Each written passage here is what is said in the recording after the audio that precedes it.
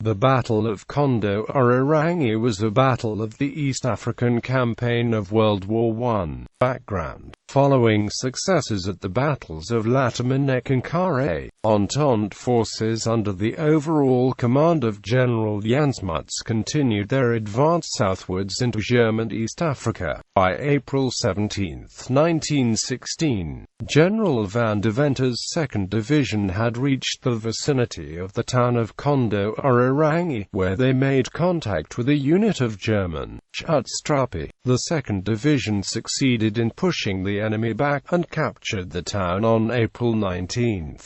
Entente casualties were minimal, whilst 20 Askari and 4 Germans were killed and 30 Askaris captured.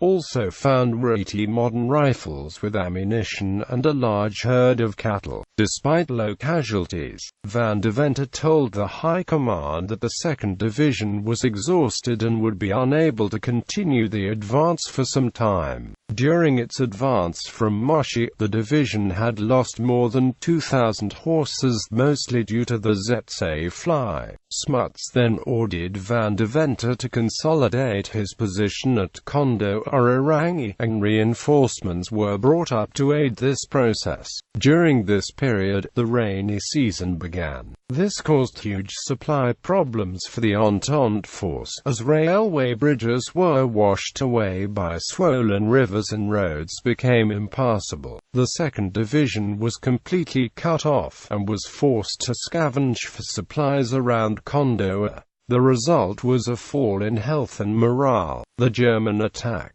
While van der Venter was stuck in Kondoa, German commander Paul von Lettow-Vorbeck used the delay to hurriedly reinforce his positions around the town, bringing a large proportion of his total force in from TJS Ambara.